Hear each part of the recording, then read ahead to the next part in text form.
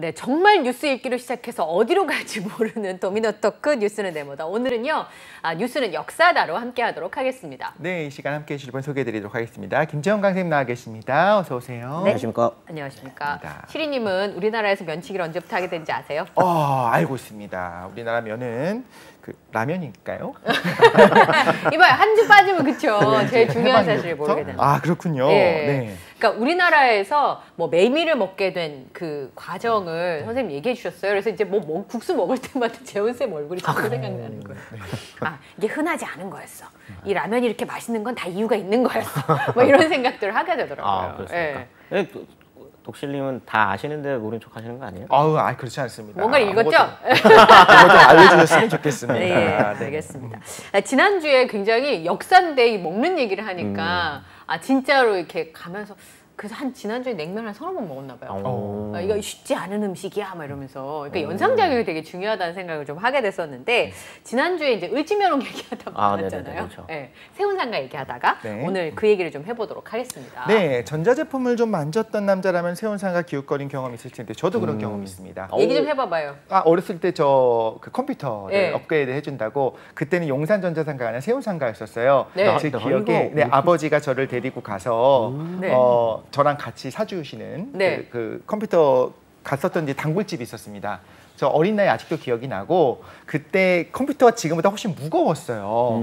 앞뒤로도 크고 그쵸? 네, 거대하고 굉장히 좀 그 안에 들어가는 쇠도도 많이 들어가 있고 그 케이스 자체가요. 그걸 아버지가 이렇게 여기 어깨에 이고 돌아다녔던 그 기억이 있어가지고 세운상가에 대한 저도 좀 그런 추억들이 있습니다. 왠지 용산전자상가 지금 생각하면 좀 선인상가 웃으실 수도 있겠지만 제 생각엔 너무 세련됐어.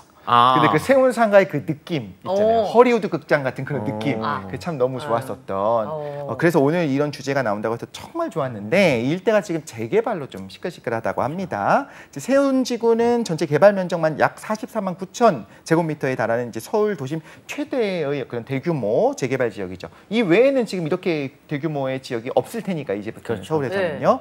오세훈 서울시장이 지난 4월에 녹지 생태도심 재창조 전략을 통해서 세운상가를 철거라고 가슴 아픕니다. 그 종묘와 남산을 거쳐서 한강으로 이어지는 그런 서울의 대표 녹지축을 조성하겠다는 그런 청사진을 내걸었다고 합니다. 네, 그 지금 옛 모습을 어느 정도 좀 간직하고 있는 곳이기도 한데 그 낡고 오래된 것들이 좀 있었으면 하는 마음들이 사실 좀 있잖아요. 그러니까 그게 좀 아쉬운 측면도 있는 것 같아요. 그러니까 레트로를 좋아하는 사람들이 뭐 익선동이나 을지로나 이렇게 자꾸 모여드는 게 그 아쉬움의 표현이 아닐까 저는 그런 생각이 들거든요. 세운상가 특히 그렇죠. 약간 이렇게 말해도 되는지 모르겠는데 괴이해요. 괴이하다는 건 뭔 뜻이에요? 그 앞에 딱 서서 바라보면 이런 구조물은 절대 지금은 없을 게 확실해라는 느낌이 드는 그 괴이함이 있어요. 항공사진을 보면 저는 이제 관심 있으니까 보다 보면 원래 쭉 이렇게 연결됐었던 것도 독특하고 앞에서 바라보는 그 느낌, 그 기둥들과 생각만 하는데도 너무 좋네요, 저는. 역사를 연구하시는 분 입장에 이게 현대사잖아요, 사실은. 그렇죠. 그러니까 이거를 철거하는 거에 대해서 어떤 개인적인 생각을 갖고 계신지 궁금해요.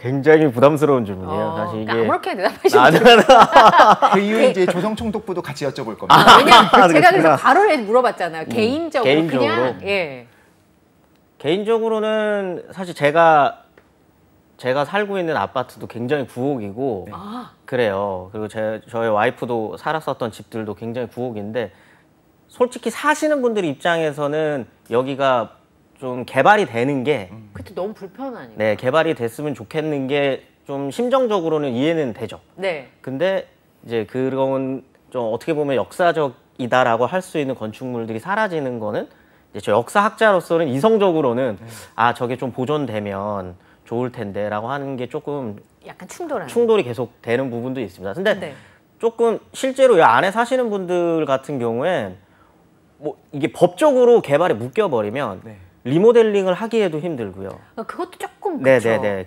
이게 법적으로 묶여져 버리다 보니까 그 안에서 사시는 분들은 사실 이게 레트로를 복고를 좋아하시는 분들만 있는 게 아니잖아요. 그렇죠. 여기 사시는 분들 입장에서 나도 새 집 짓고 싶고 조금 좋은 편리한 곳에서 살고 싶고 하시는 분들 입장에서는 조금 불편하실 수 있는 것도 사실입니다. 네. 경주 가면 고층 건물이 없어서 경주 사시는 분들 불편해하시는 거랑 그렇죠. 비슷한 그렇죠. 측면이 있는 네네네. 건데요. 네.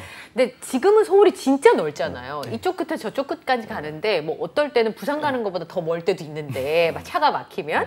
근데 지금처럼 서울이 도시의 모습을 하게 된 게 언제부턴지 4대문 아니라고 지금 생각해 보면 되게 조그맣거든요, 서울이. 네, 네. 맞아요. 네.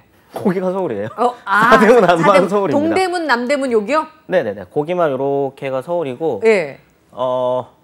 이게 사실 이제 도시라고 하는 게 뭔지부터 사실 들어가야 되는데 그렇게는 안 들어갈게요. 아, 네. 눈치를 네네네네. 채셨어요. 뭐 그렇게는 안 들어가고 우리가 흔히 지금 상식적으로 생각했을 때 도시라고 하면 근대 도시죠. 네. 근대 도시다 보니 그러면은 조선이 근대화가 되는 시점. 네. 이 이제 아마 서울이 도시화되는 시점일 거예요. 야. 그러면은 그게 언제냐? 아마도 대한제국 시기였을 것이다. 네. 라고 이제 생각을 할 수 있고요. 그때부터 노력은 합니다. 노력은 한다. 고종 이제 황제가 노력은 해요. 근데 당시에 이제 서울 이제 지금으로 따지면 서울시장이죠. 한성 판윤을 워싱턴에 보냈어요. 판윤을 워싱턴에 왜 보내요? 이제 미국과 교류를 하니까. 이제 해야 되니까 그때 어. 같이 이완용도 따라갑니다. 그 유명한 이완용도 같이 따라가는데 네. 아니 이제 구경 가는 거예요. 이제 네. 가가지고 이제 대통령한테 왕인 줄 알고 절도 하고 워싱턴 어떻게 생겼는지 구경도 좀 하고 답사같이. 답사같이 이제 한 거죠. 그리고 하고 다시 돌아와서 고종한테 그렇게 얘기를 하는 거죠. 워싱턴 같은 도시 만듭시다. 아, 서울을? 말이 안 되죠, 근데 돈도 없고요. 그럴 수 있을 능력도 없죠. 왜냐하면 도시계획이라고 하는 건 사실 굉장한 과학의 총집합이거든요. 도시계획이라고 하는 것 자체가. 네. 그렇죠. 네. 근데 이제 그런 근대과학이나 뭐 근대 건축에 대한 이해가 전혀 없는 상태에서 이렇게 한번 해보자라고 네. 하다 보니 나름대로 하기는 해요. 이게 뭐냐면 이제 도로부터 그러면 한번 닦아보자. 그래가지고 이때 당시에는 이제 정궁이 덕수궁이잖아요. 네. 덕수궁부터 원래 핵심 축은 어디냐면 덕수궁을 중심으로 종묘까지 가는 네. 가로로 네. 종묘까지 가는 네. 그 길을 먼저 뚫은 다음에 예. 나머지는 이제 방사형으로 덕수궁을 중앙에 두고 아, 그게 대로네요? 이렇게. 대로죠. 대로고? 덕수궁과 서울시청 거기를 딱 가운데로 두고 네. 방사형으로 도로를 먼저 닦으려고 했어요. 오. 약간의 그 파리 느낌이 나네요. 네, 근데 원래 도시계획은 그렇게 하기 시작하는 겁니다. 방사형 여기를 중심에 두고 네. 방사형으로 이렇게 오. 뻗어나가는. 네, 네. 그래서 거기 그 길대로 전차도 이제 만들려고 하고 네. 전기도 이제 깔려고 하고 이제 하는 거죠. 근데 이제 저희는 역사를 알잖아요. 네. 얼마 안 있다가 식민지 아, 네. 그니까요. 네. 돼버리게 돼서 아예 도시계획의 방향 축을 다 흔들어 버립니다. 이때부터는 남쪽으로 빠져요. 도시계획의 축이. 거기가 용산. 아. 왜냐면 일본인들이 주로 살고 있었던 데가 이제 용산이었거든요. 아. 그러니까 이제 용산과 그 지금에 있는 그 광화문부터 네. 이어지는 그 지금 세종로죠. 예. 그거를 뚫기 시작을 하는 거죠 이제. 주둔지로 거기 주둔지가 있었. 그렇죠, 맞죠. 용산이 주둔지. 네. 틀린 줄 알고 지금 아니. 빨리 대답을 해주셔야지. 네네네. 긴장했잖아요. 네. 그렇구나. 눈빛이 흔들렸습니다. 용산은 원래부터 외국인들이 많이 살던 땅이에요. 오. 왜냐면 한강이 네. 뚫리면은 이제 인천이 계양장이지만 네. 네. 인천에서부터 서울로 들어오려면 한강을 끼고 와야 되잖아요. 네. 그러다 보니까 청나라와 조약을 맺은 다음에 한강을 이제 서울을 개항시킬 때 열 수 있는 곳이 덕수궁이랑 가장 가까운 데가 어디겠어요? 포구가 이제 용산이 되겠죠. 그러니까 여기가 외국인들이 살다가 네. 청일전쟁 이후에 청나라가 군대들이 빠지면서 빠지고? 네. 거기는 이제 용산이 이제 일본이 차지하기 시작하면서 거기 일본 사람들이 많이 살았거든요. 네. 그러다 보니까 축을 거기서부터 이제 용산으로 이어지게 되는, 그러면서 용산역이 만들어지는 거죠. 네. 서울역이 아니라 용산역을 만들고 거기 앞을 이제 일본인들이 살 수 있는 공간, 그다음에 일본 군인 사는 공간, 이렇게 하면서 서울이 어떻게 되냐면 표주박 형태가 돼요. 저는 그게 네. 위에 산으로 막혀 있으니까 어쩔 수 없이 아래쪽으로 간 게 아닌가라고 생각을 했었는데, 그럼 이제 산이 있는데도 불구하고 방사형으로 계획을 다 하긴 했었다는 거네요, 그 당시에. 그렇죠. 원래 그렇게 중앙에 놓고 네. 지금 뭐 서대문, 이쪽 저 동대문 쪽으로 해가지고 방사형으로 하던 게 네. 그렇게 안 되고 주고 용산을 집중적으로 키워야 하니까 네. 서울시를 확장을 하거든요. 네. 원래 한양은 지금 4대문 아니고요. 네. 네. 근데 이제 한양부라고 하면은 성저심리라고 해서 너무 아니, 옛날 얘기. 한양부라고 그렇구나. 네. 예. 여기가 성저심리라고 해가지고 이렇게 한양을 4대문을 가운데 두고 네. 동그랗게 심리 바깥까지가 다 한양이라고 보시면 돼요. 아, 네. 네네네네. 아. 근데 이제 경성이라고 네. 쪼개놓고 네. 지금의 4대문 안쪽 플러스 용산을 네. 까지. 포함한 거예요. 그러면 어떻게 되냐면 여기가 4대문 요만하고 요렇게 되는 거예요. 아, 그래서 표주박 형태라고. 네.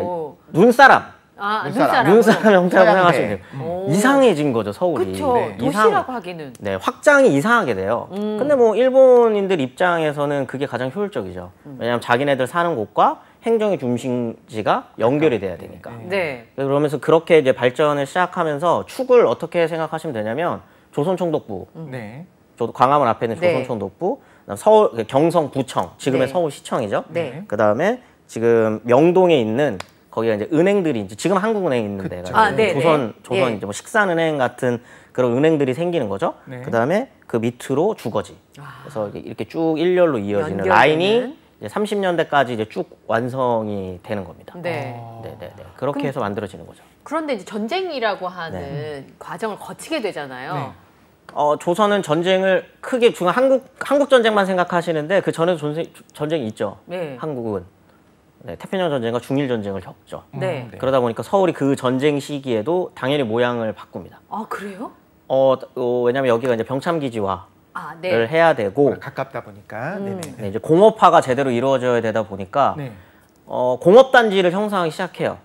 경성에. 어, 그러면서 용산을 벗어납니다. 어. 거기가 어디냐면 영등포죠. 아. 네네네. 지금 영등포에 아직도 그 흔적들이 많아요. 공장, 도시명 물레동 공장들, 쪽이요? 물레동도 그렇고 네.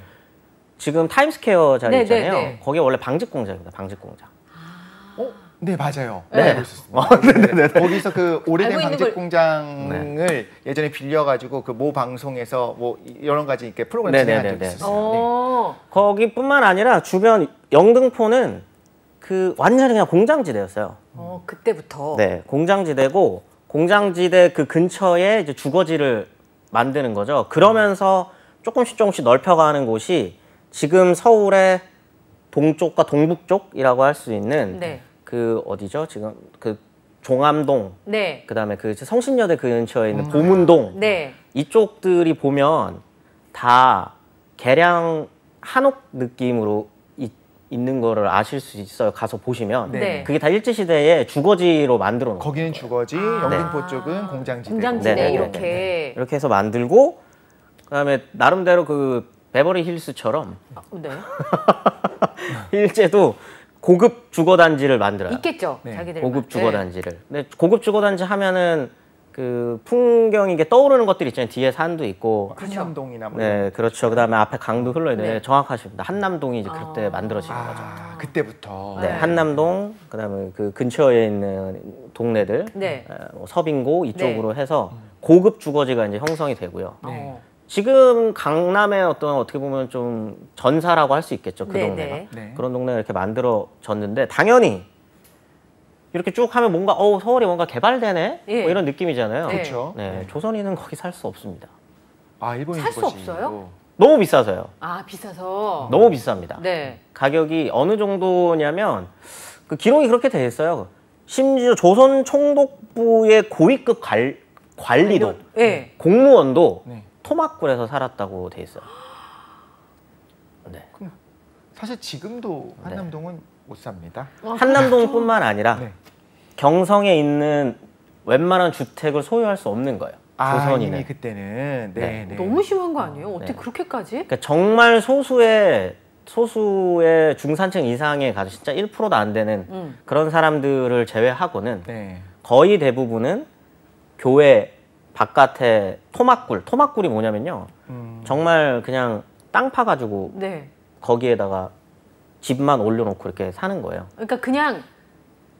최소한의 그렇죠. 삶만 영위할 수 있는 정도지 사실 그 주택이라고 할 수도 없는 그렇죠, 토막굴이라고 하는 네네네네. 단어는 그런 상황. 네네네. 거기에서 총독부, 심지어 총독부 관리대 그러니까 조선인이어도 네네. 공무원인데. 네, 거기에서 이렇게 넥타이 메고 나오는 거예요. 그럼 일본에 사업하던 일본인들, 한국에서 사업을 하던 그 당시 네. 조선에 사업하던 일본인들이 좀 주로 거기서 살 수밖에 없었겠네요. 그렇죠. 거기 그게 남아 있는 곳이 지금 용산에 보면은 용산고등학교 옆에 보면 옛날 일본식 가옥들이 있어요. 적산 가옥이 거기 있어요. 네네네. 네. 거기 주로 이제 그런 모습을 하고 사는 거죠, 일본인들. 네. 이거를 사실 초기에는 막아보려고 네. 정세권이라고 하는 조선인 부동산 업자가 네. 그걸 막아보려고 했어요. 일본인들이 다 경성을 이렇게 이때 잠식하는. 그렇죠. 네, 네.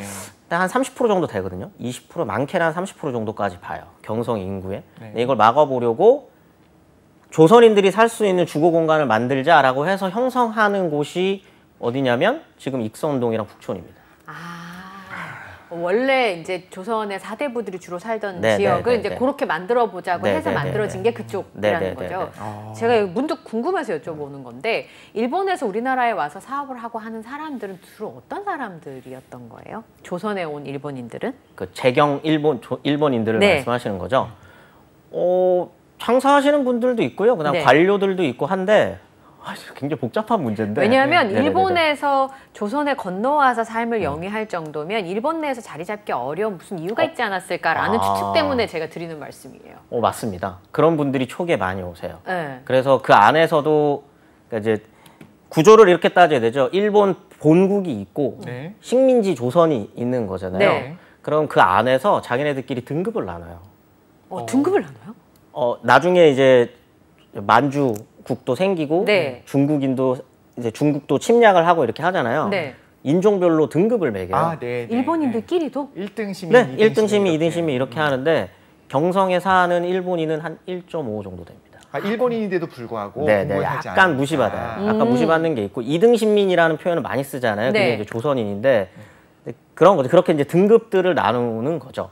그래서 식민지 조선에서 활동하는 일본인들이 본국에다가 계속 얘기를 할 거 아니에요. 여기도 좀 신경을 써달라. 네. 여기도 나 일본 사람인데 라고 해도 씨알이 잘 안 맥힙니다. 그 반대로 전 이런 생각이 들었던 거예요. 그렇기 때문에 여기서라도 내가 VIP 혹은 1등 혹은 뭐 귀족 이런 느낌으로 누리고 싶었을 것 같아요. 굉장히 날카로운 말씀을 해주시니 정말 그런 얘기를 많이 하고요. 그러다 보니까 차별이 더 심해지는 거죠. 그러니까요. 네. 오히려 그 안에서 네, 거기로 돌아가면 일본으로 돌아가면 자긴 대우받지 네, 못하고. 거기서 대우받지 못했었던 것들을 이렇게 하는. 그래서 일본인들에 대한 약간 좋은 기억을 갖고 계신 분들은 오히려 조선에서 일본으로 유학 가신 분들이 거기 있는 사람들은 오히려 그런 느낌들이 좀 당연히 차별은 당연히 있겠지만. 존재하지만 여기서 그러는 것보다는 나은 거죠. 네. 상황이. 오히려 그 본국에서 아예 관심조차 없었던 그렇죠. 거니까 네. 그랬을 네. 수 네. 있겠다. 네. 그 일제강점기를 그린 영화들 보면 이제 경성을 굉장히 화려하게 그려놓잖아요. 네, 물론 네, 그 네, 맞습니다. 화려한 그 내부에 있었던 사람들은 물론 일본인들이 네. 주로가 있지만. 되겠지만 이런 것들을 보면 그 화려함은 어디까지나 서대문 안쪽이나 그 서울만 얘기한 거고 그렇죠. 말씀하신 것처럼 그때 조선인들 네. 같은 경우에는 그런 화려함에 사실 들어가지 못하고 바깥쪽에서 살았었다라는 그렇죠. 네. 거죠. 그러니까 제가 얘기를 듣고 보니까 그냥 예상 가능한 비참한 정도를 넘어가는 것 같아요. 그럼요. 식민지기의 조선인들의 삶이라는 건 굉장히 비참했습니다. 네, 실제로. 그러니까 네. 그냥 좀 힘들고 차별당하고 수탈당하는 정도였을 것이다라고 문자적으로 배웠던 것보다 네. 관리가 토막불에 살았을 정도면 그렇죠. 네. 거기에 들어가지 못하는 일반 서민들은 삶을 제대로 영위하는 게 가능하긴 했을까라는 생각이 많이 들어요. 네. 그게 굉장히 그 상징하는 사진들이 있어요. 네. 당시에 이 경성 도시화가 진행되는 거를 상징적으로 보여주는 사진은 지금 그 영화 암살에 나왔었던 네. 그 지금 미츠코시. 네. 그러니까 지금은 신세계 백화점 본점이죠. 거기 앞부터 거기는 사진을 보시면 이때 여느 서구 열강의 도시랑 비견해도 지치지 않을 정도로 굉장히 화려합니다. 화려하게. 네. 네네. 근데 그 똑같은 시기에 찍었었던 토막불 사진을 보면 네. 굉장히 비참하죠. 그 당시 일본인들이 그 본국에서의 그 화려함을 벤치마킹에서 그렇죠. 그대로 옮겨놓고 싶었으니까 거기만 그렇게 자기들 사는 곳만 거잖아요. 이제 그런 식으로. 근데 지난번에 우리 그 김지영 강사님이 하와이 이야기를 한번 해주셨었잖아요. 맞아요. 그때 네. 하와이에 원래 살던 원주민들 폴리네시안인들이 점점 어떻게 밀려나는가를 그럼요. 이야기했었을 때 좀 가슴이 아팠었는데 우리 당연히 경성 안에서도 똑같은 서울 안에서도 그런 일들이 있었다. 30% 정도 되는 일본인들이 대부분의 땅과 그런 어떤 부를 소유하고 있었던 걸 생각하니까 또 다시 한번 알고 있었지만 다시 한번 또 속상함들이 좀 네. 있네요. 근데 서울의 모습이 이제 한국 전쟁 이후에도 굉장히 많이 변화했을 거잖아요. 네. 그러니까 네. 일본인들이 들어와서 이 모습을 자기들을 위해서 이렇게 뭐 자기들 편리한 대로 바꿨다면 네. 한국 전쟁 이후에 서울은 어떤 모습으로 그렇죠. 바뀌어가는지 궁금하긴 하네요. 완전히 폐허가 되니까 완전 재건할 때가 어떻게 보면 좋은 기회 아닌가 어떻게 보면 네. 네. 도시 계획을 할 때. 이게 굉장히 좀 어떻게 보면 그런 건데 어설프게 부서져요. 이 서울이. 서울이요? 아, 네, 네. 같은 부서짐을 만약에 평양이랑 비교한다면 네. 평양은 완파입니다. 완파. 완전 파괴. 99% 파괴. 폭격 네. 같은 걸 통해서. 네, 미군에 의해서 이제 폭격이 너무 심하다 보니까 위에서 이제 보통 폭격을 네, 하니까. 완파예요. 그래서 평양은 지하 도시를 만들어요. 위에가 계속 밤에는 폭격을 하고 네. 네. 낮엔 일상생활 하려고 올라오더라도 파괴가 됐으니까 거기를 재건하기 힘드니까 지하에다가 그 정도로 심했어요. 네. 근데 서울은 뭐 다행이죠. 어떻게 보면 다행이죠. 네, 네. 다행인데 그 폭격이 그렇게 심하지 않아서 하지만 폭격은 심하지 않았지만 서울에 혹시 한국전쟁 때 주인이 몇 번 바뀌는지 아십니까? 한 번, 몇 번이나 두 바뀌었어요? 번, 세 번? 네, 네. 5번 바뀌어요. 5번. 왜냐면 이제 처음에 있다가 네. 북한군이 내려왔다가 네. 다시 수복했다가 그러다가 중공군 때문에 한번 내려왔다가 왔다가 다시 다시 올라가니까 홀수여야 되는구나. 네네네. 그래서 그렇게 되는데 그러니까 육지전이 엄청나게 벌어진 거죠. 네. 폭격도 엄청 많고 그러다 보니까 전체의 한 40% 정도가 부서지는데 주로 도로, 네. 그다음에 이제 상하수도, 네. 그다음에 전체 그 주택 같은 경우에는 한 5만 5천 동 정도가 이제 부서져요. 그러니까 엄청난 피해기는 하죠. 네. 근데 근간이 무너지지는 않은 거예요. 아까 기본적인 뼈대는. 뼈대는 네. 그러니까 이거를 뭔가 새롭게 재건하기보다는 부분 재건을 할 수밖에 없는 상황이 이제 된 거죠. 그러니까 네. 더 복잡해진 거예요. 맞아요. 아니 서울 시민 입장에서 어차피 집은 사라졌어요. 그러니까 고통은 똑같은데 네. 문제는 집터가 남아 있으니까 거기를 밀어버리고 뭐 길을 만든다든가 이런 건 또 불가능한 상황이니까 그렇죠. 고통은 똑같은데 오히려 도시 계획을 하기엔 좀 쉽지 네. 않은 상황일 수 있겠네요. 그렇죠. 차라리 그냥 어차피 이때는 지금 북한도 마찬가지고요. 북한은 소련과 중국의 도움을 받아갖고 재건하는 거고요. 네. 한국 같은 경우에는 미국의 그걸 받아야 되는데 뜨문뜨문 부러져 있으니까 미국 입장에서는 대충 여기에 그냥 천막 짓고 살아 이렇게 된 거예요. 자기네 살 거 아니니까 그 당시에 그렇죠. 그죠? 네. 돈도 없는 상태에서 그렇죠. 이승만 정권기 내내 사실상의 도시 계획 혹은 재건이라고 할 수 있는 거는 거의 이루어지지 없었다고 해야 않습니다. 되는. 그러니까 저는 이제 제가 부산에 살았으니까 부산은 사실 전쟁을 겪었지만 서울과 좀 다른 상황이잖아요. 그렇죠. 그래서 여전히 꼬불꼬불한 그 모습 그대로가 남아 있을 수밖에 없는데 네. 서울의 경우에는 또 중간적인 상황이었던 거네요. 평양에 비하면은. 그렇죠. 그러니까 지금 세운상가 옆이 그 모습인 거예요. 아직 세운상가 얘기 안 나왔어요. 네. 안 갔네요. 아직 세운상가까지 가려면 조금 많이 남았어요. 네, 많이 남았어요. 네. 아무튼 그때 그렇게 되니까 이제 그렇게 된 거고. 근데 이게 그러면 서울 사람들은 어디 살았냐? 네. 이게 되게 그래서 제가 일제 시기 얘기도 쭉 했었던 건데 일제 말기가 되면은 전쟁을 2번 겪었다 그랬잖아요. 네. 특히 태평양 전쟁이 되면은 시기가 되면 서울이 좀 이상하게 변해요, 모양이. 서울 전체 도시의 모양이 이상하게 변하는데 그게 왜 그러냐면 미군의 폭격을 대비하기 위해서 서울을 뜯어 고칩니다. 폭격을 대비하기 위해서 어떻게 뜯어 고쳐? 펼친다는 건가요? 이렇게? 아니요. 원래 일본은요 목조 건물이에요. 그렇죠. 네, 그렇죠. 동경은 원래 목조 건물 중심이었습니다. 네. 근데 폭격이 들어가면 어떻게 되겠어요? 불이 나겠죠. 네. 그렇기 때문에 중간중간에 방화.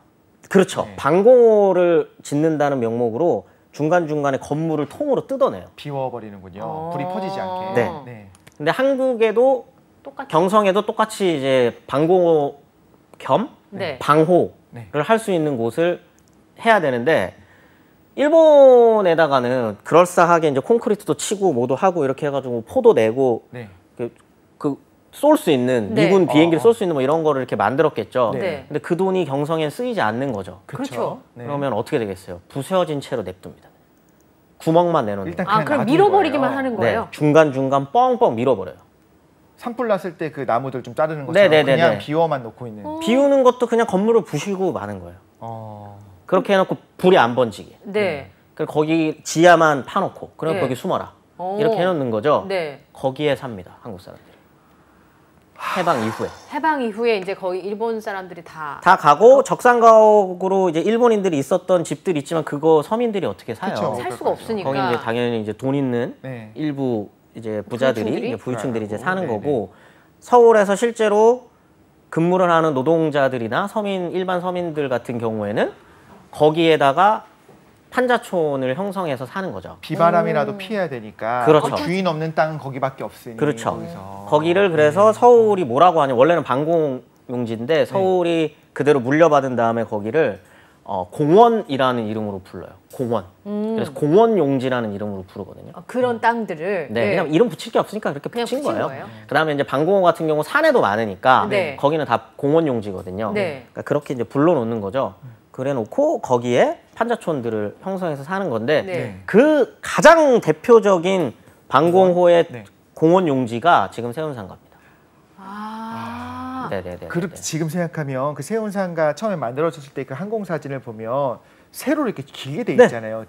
그러니까 의아했거든요. 여기를 어떻게 이렇게 다 말하자면 집이 있었을 텐데 네. 다 철거시켰을까 했는데 말씀하신 것처럼 그때 일제 시대 때 이미 밀어버려. 다 밀어버린 밀어버린 그 거예요. 공간을 네. 이제 개발하는 과정에서 나름 그때 야심차게 만든 게 이제 세운상가였던 거군요. 근데 말씀하신 것 중에 하나가 빠진 게 거기에는 주민들이 살고 있었어요. 판자촌으로. 아 그러네요. 그럼 어디 갔나요? 그럼 그분들? 어떻게 된 거예요? 하루 만에 밀어버립니다. 나비 작전이라고. 네. 자, 나비작. 이름님도 나비 네, 나비 작전이라고. 그걸 하루 만에 밀어요. 그 밀어버리는 사람이 누구냐면 그 유명한 불도저 시장인 김현옥 시장. 시장. 오. 네네. 그러면 거기는 어떻게 되는 거예요? 땅은 아까 말씀하신 공원용지라고 네. 이름이 붙여진 거면 국가 땅. 그렇죠. 국공유지입니다. 공유지. 국적으로는 네. 국유지입니다. 국유지. 네. 그러면 거기 살고 있는 사람들 어떻게 되는 거예요? 쫓겨난 거죠. 하루 만에 네. 어디로요? 청계천으로 가신 분들도 있고요. 네. 왜냐하면 청계천은 또 어떤 곳이냐면 이거 계속 새네요. 네. 아니, 원래 이게 새라고 있는 네네, 코너예요. 그렇죠. 네, 새라고 있는 코너예요. 네. 청계천은 복개천이었어요 그때. 네. 덮은 거잖아요. 네. 복개천은 기본적으로 무슨 땅이겠어? 거기도 국경유지예요. 네. 그렇죠. 주인이 없는 그냥 주인이 국가인 그렇죠. 땅이죠. 들어오니까. 그러니까 네. 당연히 거기에다가 무허가 판자촌을 짓고 사는 거예요 사람들이 그냥. 거기에. 네. 그다음에 공원용지 아까 말씀드렸었던 그 수많은 공원용지들에 다 무허가 판자촌. 주택들이 네. 생기게 있었겠죠. 되는데 네. 이 도심 말고 산에 있는 무허가 그 주택들은 판자촌이 아니에요. 아 그럼 제대로 된 제대로 된 집이에요. 근데 무허가예요. 무너지지 않았으니까 네. 그때는. 아니요. 진짜 일반 양옥집을 짓고 삽니다. 그냥. 아 그래요. 그러니까 왜냐? 먼저 들어가서 지으면 자기 집이 되는 거예요. 네. 그때는 그거를 행정주인데? 서울시도 가만히 냅둬요. 왜냐? 자기네들이 지어줄 돈이 없으니까. 없으니까. 이들이 국공유지에다가 짓고 사는 건 오케이 인정하고 정말 거기에다가 딱지도 붙이고요. 주소를 붙여놓고 세금까지 받아요. 아, 그런데 그러면 눈 그렇게- 감아주는 거네요. 네. 어느 정도 이상 주거하게 되면 권리가 주어지지 않나요? 그런 거는 그때는 없었죠. 그때는 없었고. 네, 네. 그냥 그러니까 임시로 그냥 모른 척 하는 거네요. 모른 척 하는 거죠. 네. 근데 도심 한가운데 있었던 그 세운상가에 있었던 그 곳은 판자촌들은 김현옥이 여기는 집중적으로 내가 여기 개발하겠다. 서울의 근대화를 상징하는 무엇인가를 내가 한번 만들어 보겠다 하고 요즘은 치면 랜드마크. 그렇죠. 네. 일괄로 하루 만에 밀어버린 거죠. 그치, 시장이 볼 때는 또 얼마나 보기 싫었겠어요. 그 네, 단자촌이. 아, 그럼 그분들은 어디로 가요? 아까 말씀드렸었던 것처럼 수많은 다른 판자촌들이나 무허가 주택지로 이동을 하는 거죠. 그러니까 내 알바 알아서? 아니었던 거죠. 네, 알아서 네, 가는 네, 거죠. 네, 네, 네. 근데 이제 도심 한가운데 있는 그 무허가 판자촌이 인기가 많은 이렇게 표현할 수 있죠. 인기가 많은 이유는 네.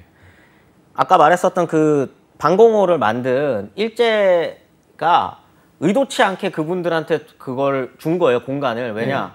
이분들이 일해야 되는 곳은 어디겠어요? 도심 도심 이 그 있을 근처예요. 테니까. 그야말로 직주 근접이죠. 아, 직장과- 역세권이네요.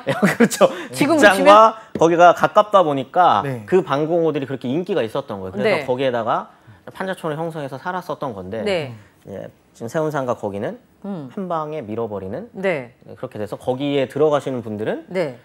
거기는 뭐 고급 호텔, 그다음에 고급 아파트. 그때 당시는 상상도 할 수 없는 고급 아파트. 그 당시에 네. 근데 생각해 보면 어쨌든 그 판자촌을 밀고 고급 아파트가 만들어졌어요. 네. 그때 거기 도대체 입주민들은 어떤 사람들인가요? 굉장히 돈이 많으신 분들이거나 네. 아니면 새롭게 등장하는 중산층이라고 불릴 수 있을 만한 중사층. 사실 중산층이라고 하는 표현이 되게 애매하잖아요. 네. 그렇죠. 근데 1966년 이 세운상가가 만들어지는 시점에서는 좀 실체가 잡혀요. 중산층이라고 하는 실체, 한국에도. 네. 왜 그러냐면 제1차 경제개발계획이 마무리되는 시점이 66년이에요. 네. 그리고 67년이 되면 2차 경제개발계획이 시작되는 시점이거든요. 네. 그러니까 1차 경제개발계획의 성과가 어느 정도 보이는 시점입니다. 그러니까 돈을 모은 누군가들이 등장을 했을 것이고, 그렇죠. 예, 그 돈을 모은 사람들이 좋은 아파트를 산 거다. 그렇죠. 알짜배기 땅에. 네. 그렇죠. 특히 서울에 많이 살아요.